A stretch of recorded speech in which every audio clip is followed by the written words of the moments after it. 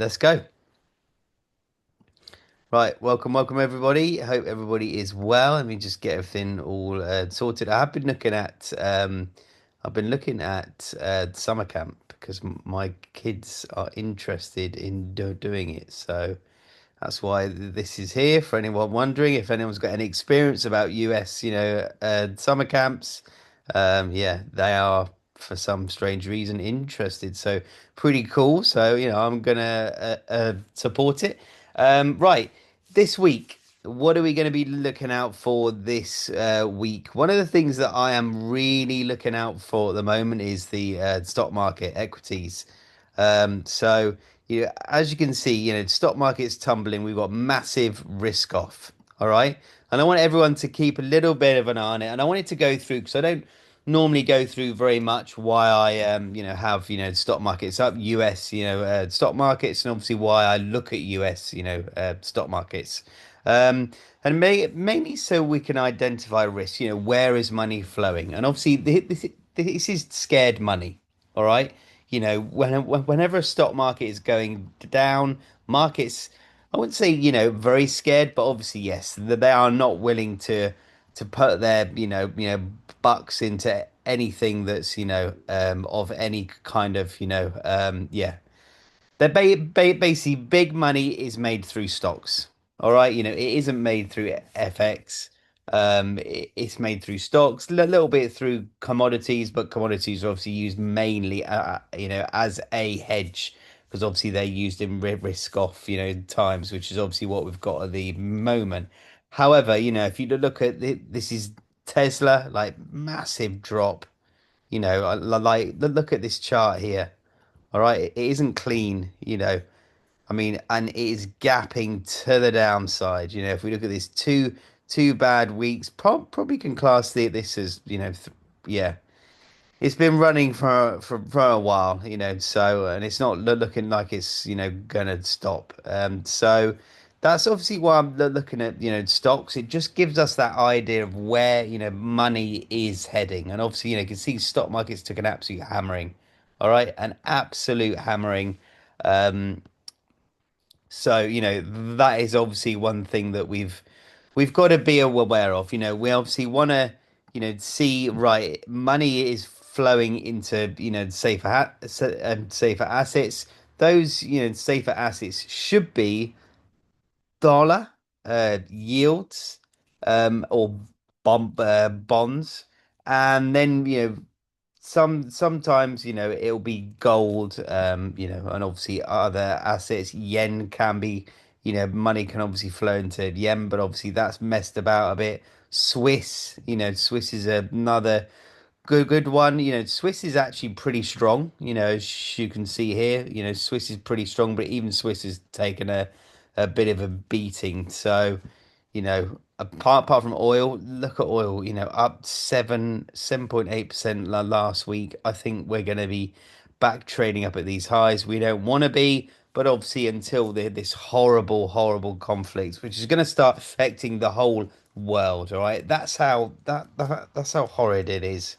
And hopefully Trump kind of wakes up. But yeah, so money is, flowing into dollar, all right, and it's flowing into yields. I think have I still got everything drawn up here? Yeah, I have. I need to just remove my drawings from here, and then because we want to start afresh on everything we've been doing. So gold, we'll start one on there, and USDJPY will start on there as well. Right, there we go. So, we've obviously identified where, money is flowing. We've got yields, it's flying. So bonds, US government bonds, and we've obviously got the dollar too, which is, really would I say it's flying, or is it? I'd say it'd be flying once it clears this. And obviously, yields are quite an important factor on this. If we look at Friday, but then if we look at the overall week, they are climbing, but it's a little bit messy.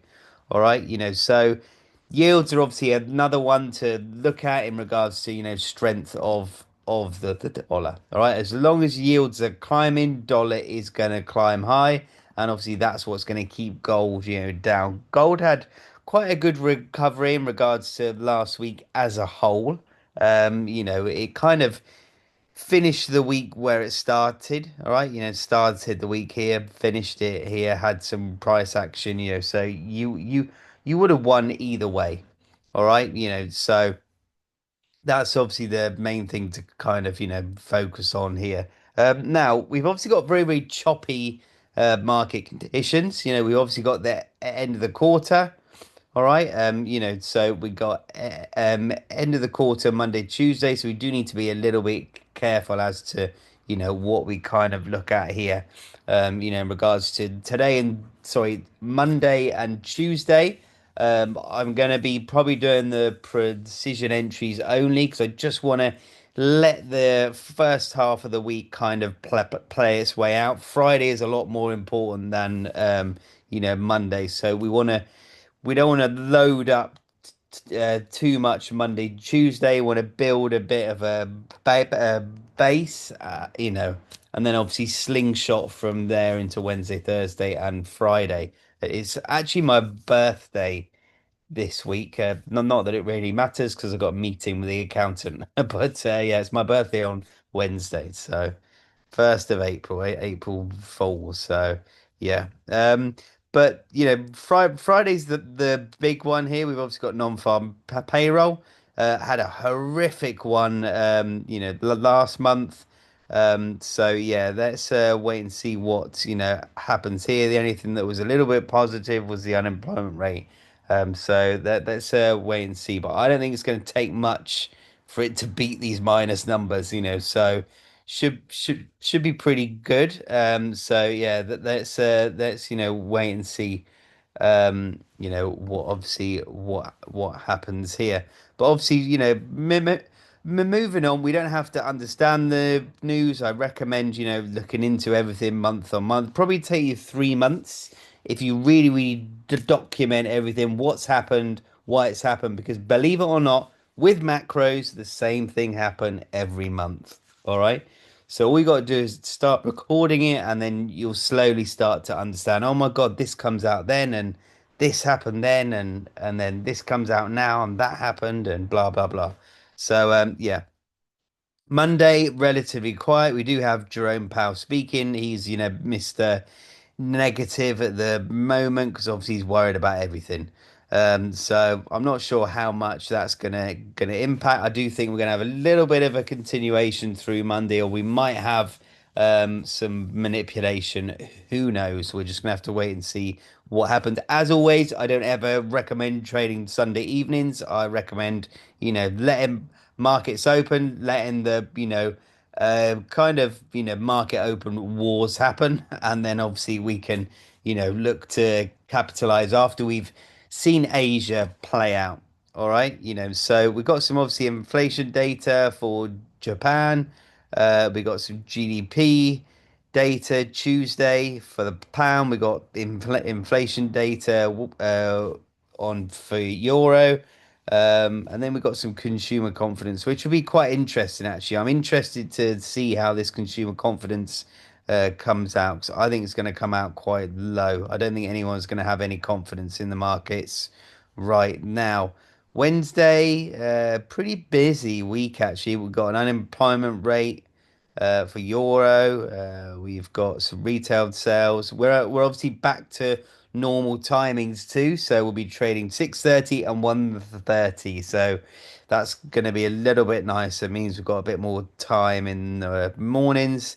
Thursday, jobs data, jobless claims, and continuing uh, jobless claims. We already know that imports and exports are going to get hit because of oil, more expensive price, everything. Routes, and then obviously finishing off. Obviously, we got a bank holiday, but then we've also got non-farm payroll. So Friday, I might trade, I might not. I might take Friday off, and obviously not trade, but we'll obviously have to wait and see what happens here, because yeah, I'm not really sure anything's gonna happen. But let's wait and see. Let's wait and see. And I need to double check if markets close early, because obviously it's Good Friday. So Friday, Friday might be a day where we're like, you know what, we won't trade, but obviously we'll see. Potentially we'll trade London and maybe leave New York, but I will keep you guys updated on that one. So obviously looking into everything from obviously our, kind of timestamp here, we've obviously got um, gold here had a bit of a push on Friday, which was expected, but obviously still in this kind of downtrend here until we probably breaking through this area here. Gold's still in a downtrend. Expecting this probably to hold. Might potentially be trading within these levels. It all depends on yields. Yields are key here. USDJPY flying. All right, if we look at this on a weekly, it is flying here. So it'd be interesting to see if I'm going to put an alert on it actually, if we actually breach these levels here, because if we look back, all right, and this is how strong the dollar's been and how obviously weak yen is. We haven't been at this height since 1986. All right, that's how crazy it is. All right, if we breach it, we haven't been there since 1986. That is, yeah, probably, around about when I was born. Okay, so a long time ago, a long time ago. So it'd be interesting to see what happens here. Are we going to breach and continue? Yeah, just goes to show. I think yen might want to intervene around this area here. So that'll be the worrying kind of marker here. Going through some of the others, Aussie, had a terrible week. If you're looking at this candle from a weekly point of view, yeah, you might want to even be, selling from kind of this area here because that'll be a strong level of resistance here. So let's wait and see, especially if we hone it in a little bit so we come potentially down into this area. That will be a heavy level of resistance here. However, we could come in and tap into this area, but I do think there is obviously a lot of room for this to obviously move to the downside. And I think, trading euro and pound, one thing that we've got to be aware of, and I know it looks like it's trending to the upside here, but this is a very, very heavy, heavy trend here. And obviously, if you think this was one candle, and obviously we're creeping back down into that price here. Stocks have to rise, all right, and obviously that's one thing for us to have a look at here. Stocks have to start to climb for pound and euro to kind of recover. So it'd be interesting to see obviously what happens here. But yeah, apart from that, like I said, this week's about looking out for stocks. Are they going to start to obviously hold, or are they going to carry on melting? If they do, you know that money is moving out of stocks and obviously into well, still flowing, continuing into safe havens. All right, so that is why. So right, let's go through some of these. How does this hedging work with stocks and commodities? All right, so it doesn't always work. All right, and obviously we're finding that at the moment is catching out everyone. So, stocks are where everyone makes their, money. All right, hedge funds, I'm just gonna put ST, all right, because my handwriting's not great like this. All right, so imagine you're heavily, you've obviously got lots and lots of, positions, all right, you bought into companies and then it starts to do this, right? What they will do is there is, and I'll draw it here. There's kind of, I guess, two options they can go down. All right. One would be the dollar. All right, because everything's priced against the dollar. All right, and DXY. All right, if anyone's wondering what that says. Or you got let me put comms. All right, for commodities. Yeah. All right. So imagine, you've obviously bought it down here, it's rising, stocks, you've got your whole basket of stocks here, spread across tech, everything. All right. So, you're obviously all geared up here. All right. War happens. All right. Or, uncertain times happen. All right. Market starts to drop. Yeah. Before market drops, all right, they will be identifying, right, you know what, we need to hedge this, all right, because we're in our position here, all right, so we need to start to buy stuff which is going to strengthen, all right, so they might buy dollar, they might buy commodities. Now, commodities could be gold and or oil or silver, whatever, or they're going to go for the dollar and bonds. Why is dollar classed as a bit of a risk off asset? It is because everything's priced in the dollar. All right, you got to buy the dollar to buy oil or gold. Everything is the dollar priced in. All right, so obviously that's why it's going to rise. Now, commodity wise, yes, what we've seen, in the past few years is, commodities are normally gold. All right, gold has been flying, but obviously in this war, you got to think, what is the driving factor of this war here? It's oil. Yeah. All right, so why are they going to buy gold when obviously right now oil is gold? All right, because there's a real lack of it because it's a war over oil.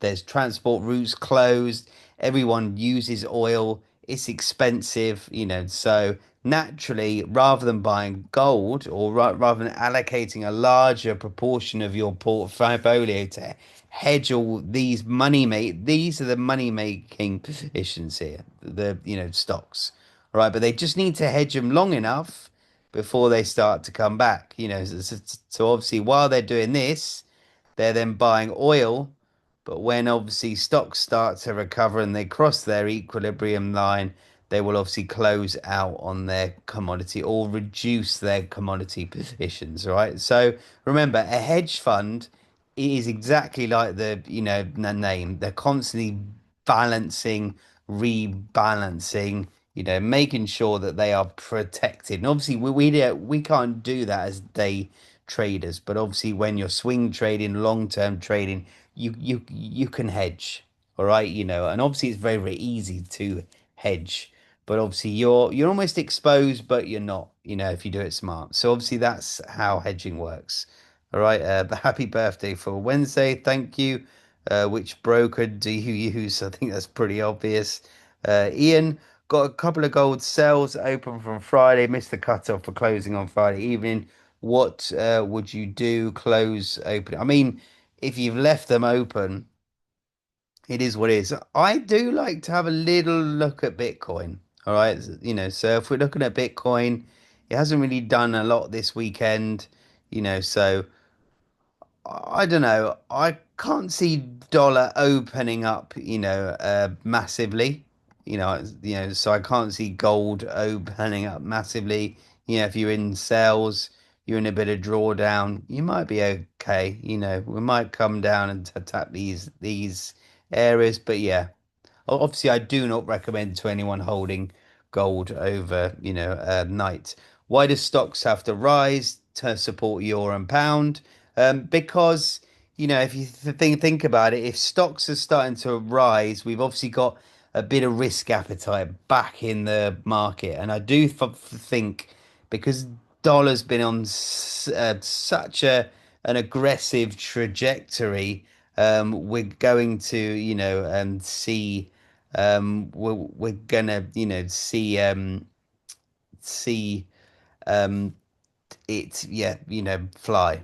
All right, so if stocks obviously start to recover, that means there's more risk appetite, and obviously that means dollar is going to take a hit because everyone's going to be excited to obviously pull their money out of it to obviously pull it into something else. So obviously that's why it's going to benefit euro and pound more because dollar obviously weaker. Will time change plus one affect our trading because Asia not trading at the same time? No, because London Open is always London Open. All right, they don't change the time of London Open because we are, London, and obviously our time hasn't changed. When they are hedging, does that mean they make no money in the meantime? No, no, no.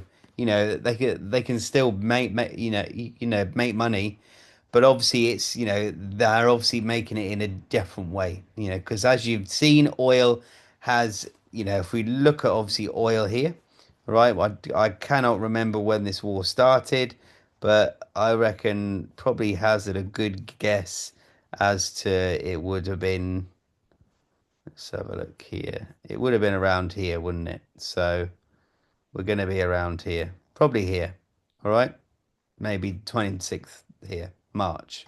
All right, so if we look at oil here, even if it's right here, all right, we've got this move here, and if we judge it on the same move here, 2nd of March, we'll do like pound here, all right, 2nd of March. Oil has moved so much more than than obviously 2nd of March, than there we go, something like this. All right, pound. GBP USD hasn't even moved much. So these are obviously all things we've got to be aware of. But obviously, you are exposing risk because if they do get it wrong, then obviously they're going to yeah, not be great. Any reasons why they don't sell the stocks when they drop into difficult time? Because they've got investors and a reputation to keep up.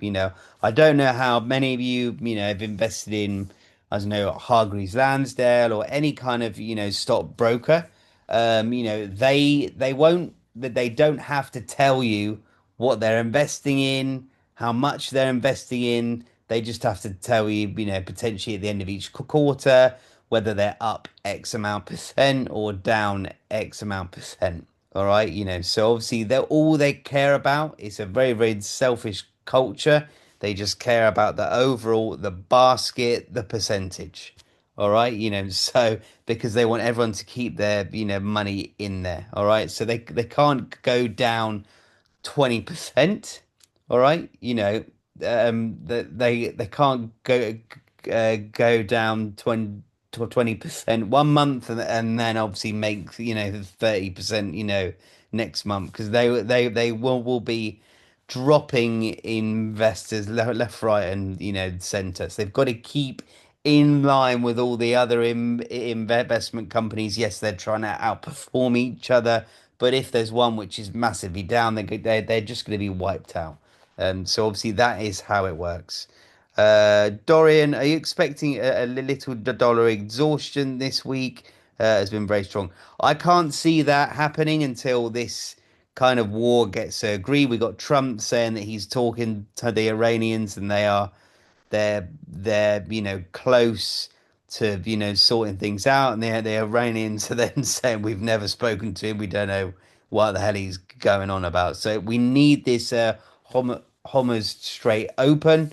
We need this war over because it's horrible and it's affecting the whole world. My interest is China and Russia because it's going to start affecting them, and then it'll be interesting to see how they kind of take it because it's not very good.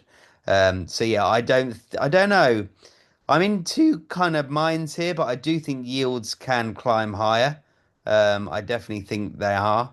They can climb higher, and I do think dollar can climb higher too. So it's really hard to tell. And obviously, anyone who's kind of who's kind of trying to predict where everything is kind of hazarding a guess, all right? Because it all, like I'd said, the things to look out for this week's stocks, all right? That is why I look at it because times like this is brilliant.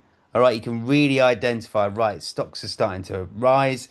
Look at it on a slightly higher time frame. Don't look at it on an hourly, 30 minute, 15 minute because it means nothing. All right, daily, weekly, you can obviously then start to gauge, right, you know what, today the stocks recovered. All right, and they are recovering heavy, so that means there's more appetite. But I don't think that's gonna happen. Not for the time being, anyway. Steve, what are the moving averages you have on your chart? I have two. So I have the 50, which is in blue. I just changed this number here. If you want the style, I use this color. I turn it down to 40, and I have the thinness here. And then I have 200. All right. So input, I just changed this here. Style, yellow, same thing, 40, thickness, whatever, 200. The idea is you should, especially on a 2 hour, all right, on a 2 hour time frame. I also recommend you marking up every 500 on your dollar charts. It just gives you that kind of, I guess, extra confidence. If the 50 is trading above the 200 on the 2 hour, that's the kind of trend we go down for that day. All right, so it helps you. Sean, I have an investment account with SPSJP.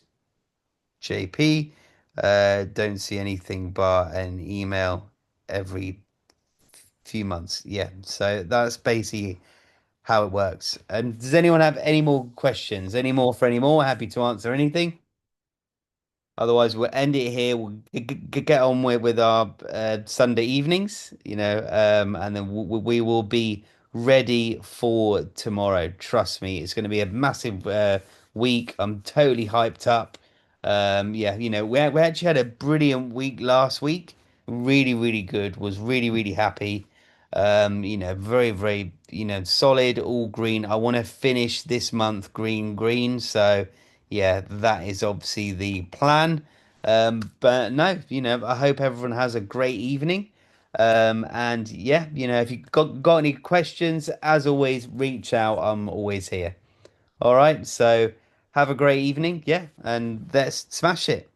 Have a good one, guys.